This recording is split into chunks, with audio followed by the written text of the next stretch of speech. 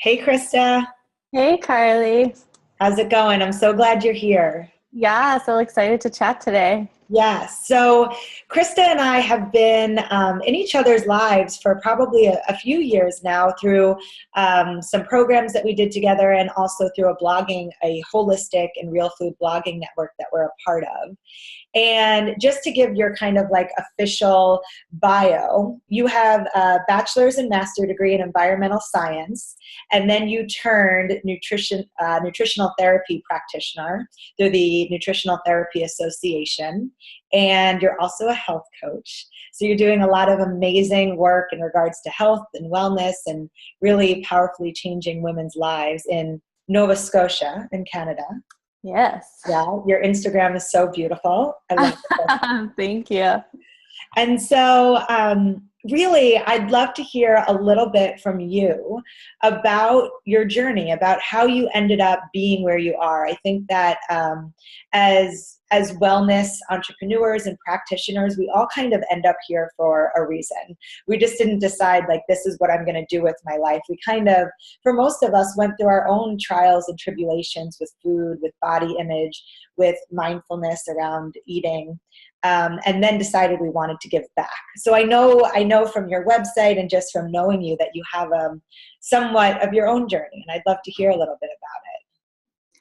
Yeah, well, I guess it started truly when I was 16 years old when I made the decision to become a vegetarian. And I'm not one anymore, but that was just like the beginning of kind of my health journey. So I really identified as a vegetarian, like not only for the not eating meat thing, but just the whole lifestyle aspect of, like caring for the environment and the earth and like, let's be good stewards to everything. So it really was like a big piece of my identity for 8 years.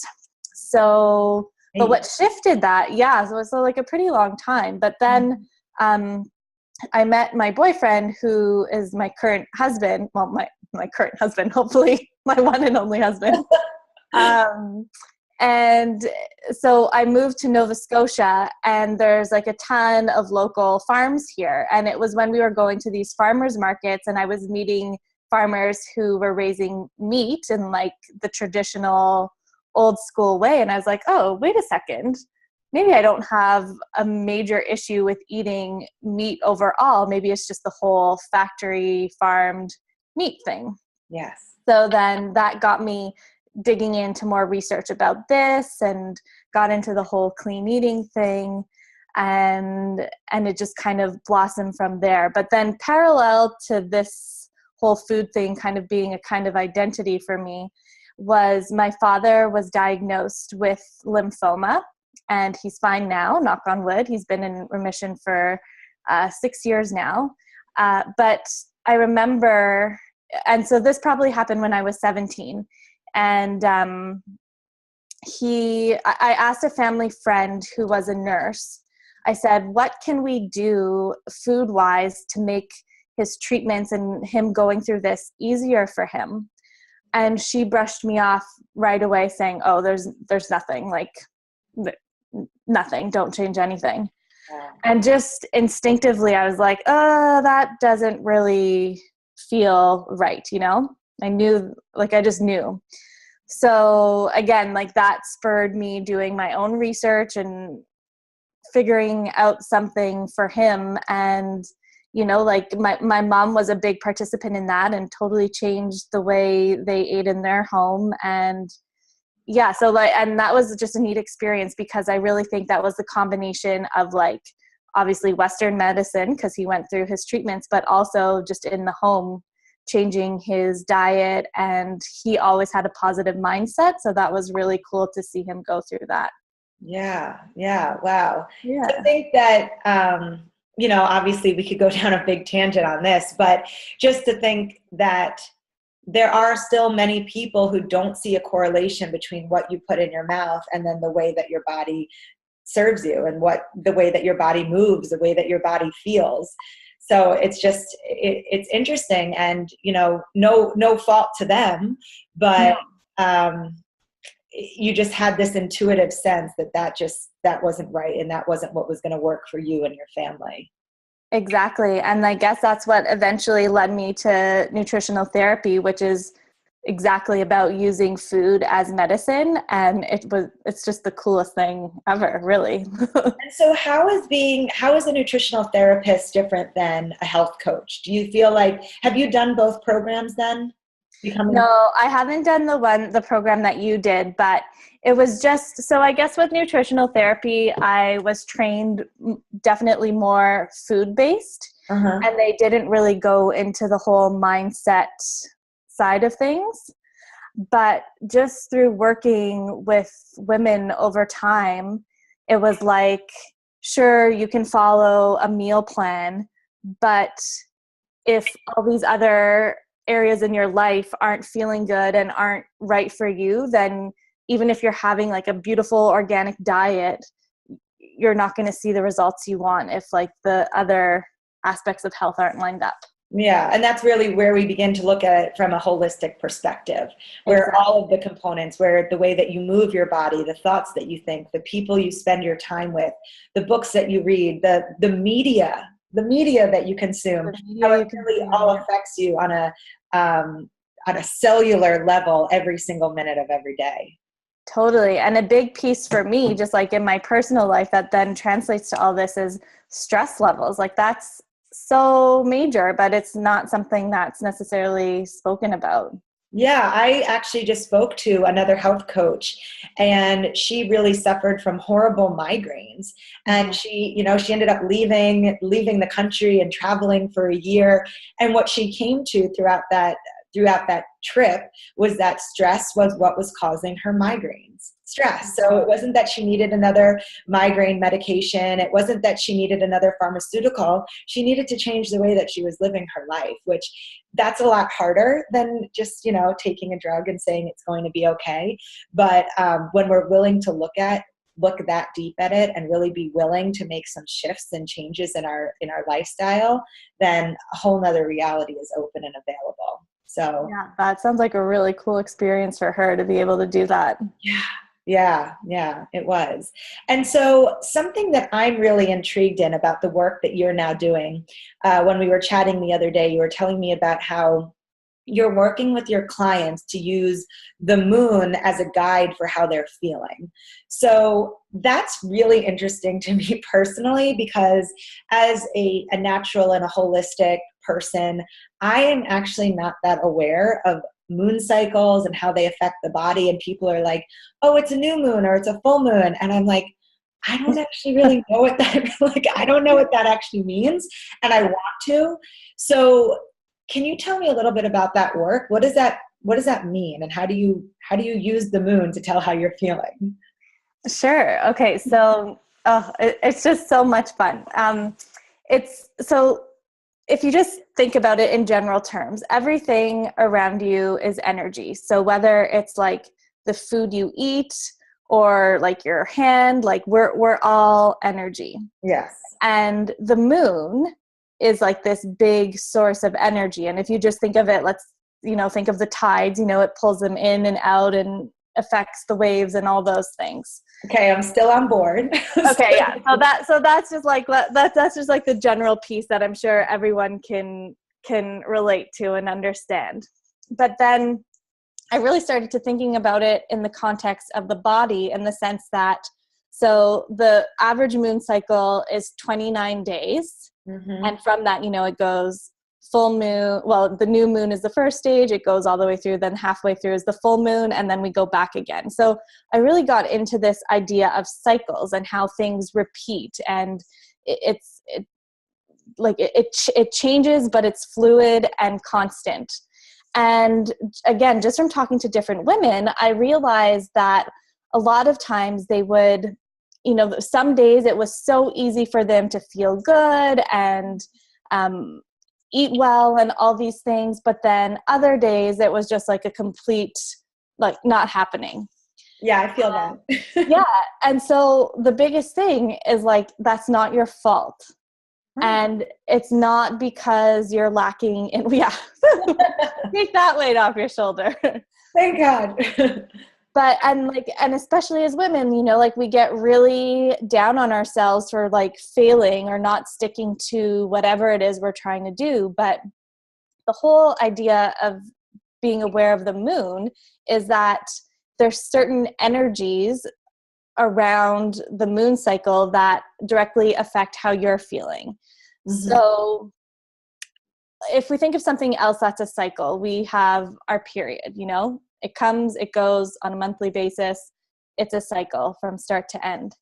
And even though like the program that I offer isn't about necessarily lining up your period with the moon, mm-hmm. it's just about being aware of these rhythms that happen in your body.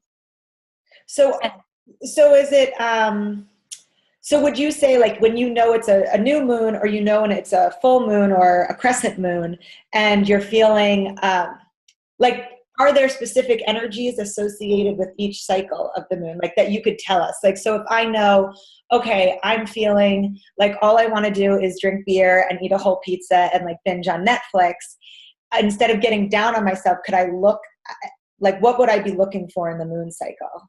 Okay, so like, this is... okay, you can do that.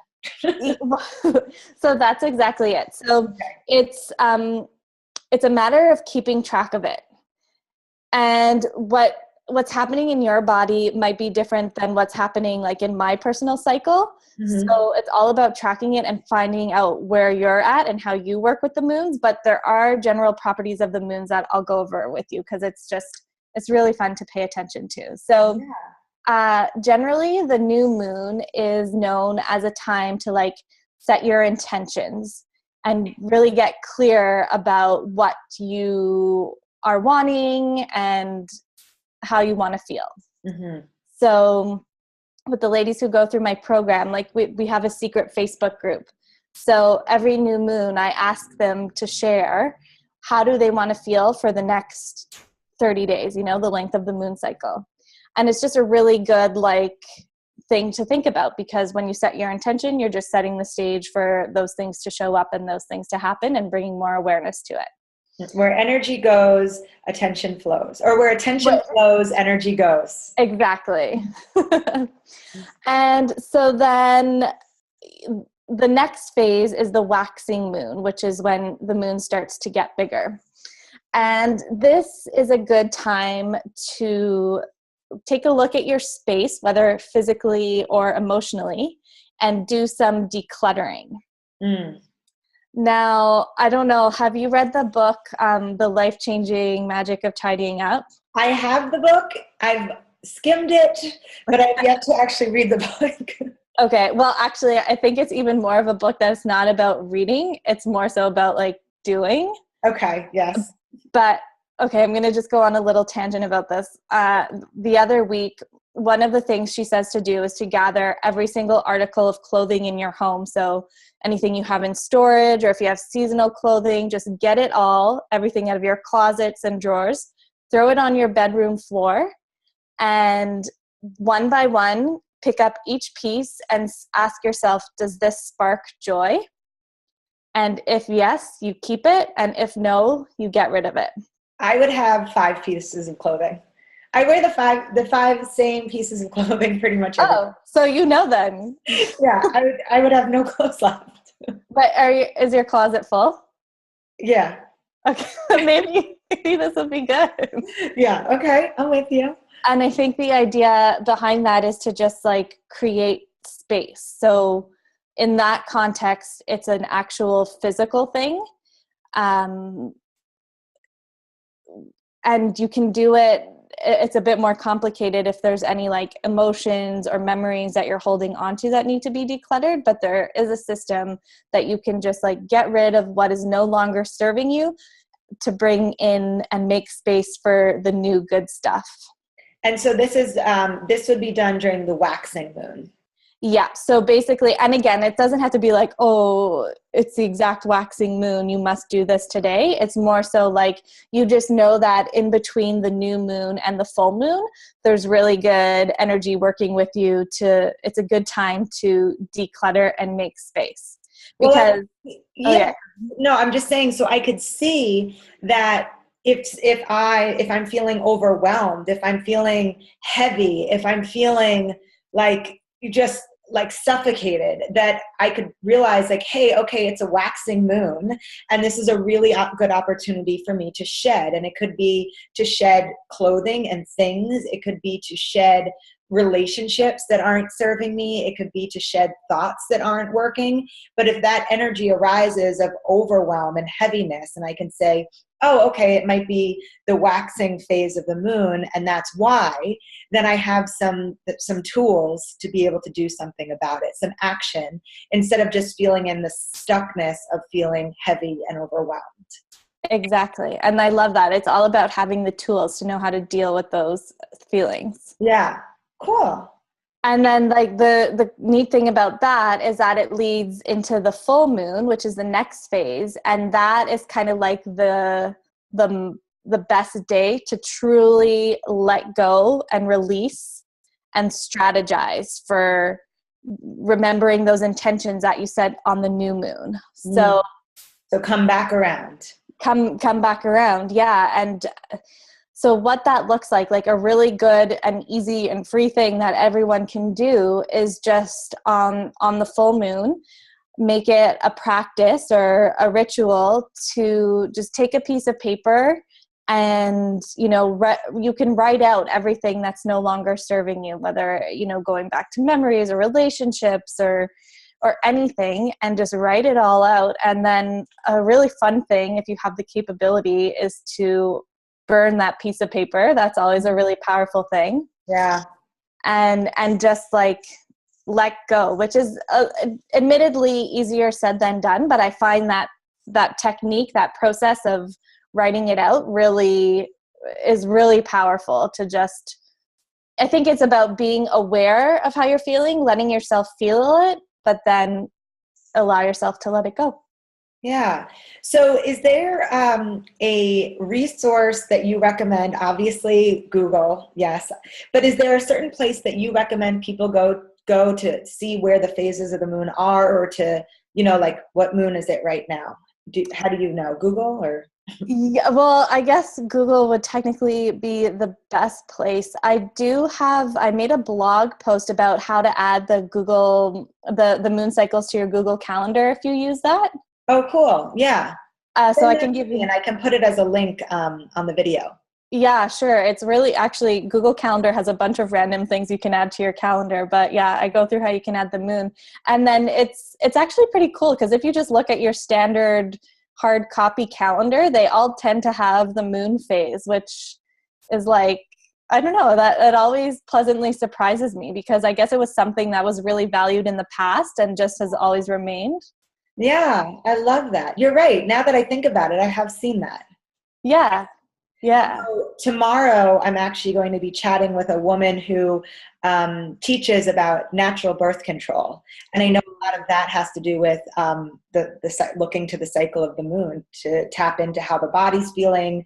And obviously, there's a lot that I have to learn about that topic. But it's going to be interesting how what we're chatting about today is going to complement what I'll probably hear tomorrow.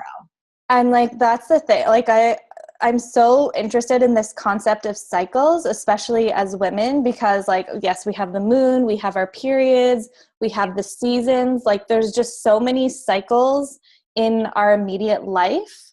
And I think it also like explains so much about health and well-being and how you feel. Like, again, because just from my own experience and the women who I work with, you see that they have their good days and their bad days usually around the same time. And what's been really helpful for them is actually tracking it and seeing like, oh, okay, I'm not a crazy girl. It's just how it is today, and that's okay. And I'm going to do my best to work with it instead of fight against it. Yeah. And I am 30 years old, and I think I tracked my period for like once, maybe for like 3 months when I was like 15 or something. And there's so much power in tracking it, both for your menstrual cycle, for your emotions, for how your body's feeling. So I feel inspired to do it just from this chat. Yay, I'm so glad, because I'm like you, and I'm 30 also, and I've been tracking my period ever since I was like probably 15 too, because I've been interested in it. And I think like our bodies as women are just so amazing and so cool. And like, we don't even have to try. We don't have to do anything. It just does it naturally. And yeah. Yeah. And there's so much we can learn if we pay attention to that. About so many things. Yeah. So everything you're sharing is so fascinating, and thank you so much for being willing to share all of it. What's the best way for people to either get in touch with you, or what programs do you offer if, viewers are interested in getting in touch and perhaps working with you? So the two things that I offer are either one-on-one health coaching, which is kind of really personalized, strategic, let's get you feeling amazing as soon as possible. Mm-hmm. And you can learn more about that on my website, which is KristaButler.com, Krista with a K. Okay. Oh yeah, there we are. And the other program I offer, which is about the moon cycles, it's currently called Food Rhythm, but I'm about to change it because the name Food Rhythm obviously has the connotation that it's about food, but it's about so much more. So now I'm thinking of changing it to something about like Sacred Badass. Ooh, Sacred Badass. Because yeah, and it's just like I want to bring in that sacred is, the moon cycle, that powerful moon that's been there forever. And badass just because like you're a modern girl in the world who wants to have fun and live the best life, but just be mindful of those ancient wisdoms. Yeah, it's pulling in their tradition, but also very much being able to apply it in 2016 as a woman with an iPhone and the technology that we have in the times that we're within. So I love the melding of like the tradition with the modern. Haha, thank you. So my last question for you, because I didn't ask it when we began, is what's in your cup? What are you drinking? Yes. So yeah, I showed my cup. I'm drinking some chaga mushroom tea. Ooh. And I kept the package just to show everyone. So it's an instant thing. So super easy. I just opened it up and poured it in my cup and added some hot water, and that's what I'm drinking. That's a mushroom tea, yeah? Yeah, mushroom. Nice. Beautiful. I love it. Well, thank you so much. It's so amazing to connect with you, and thank you for sharing everything that you did. Yeah, no problem. And if anyone has questions, because I know this might be a little bit of a different concept, but feel free to get in touch because I love it. Cool. I'll make sure that I put your email and your website at the bottom, as well as that moon link on your website. Great. Okay. Thank you so much. Thank you so much, Carly. I'll talk to you later. Have a great day. Bye.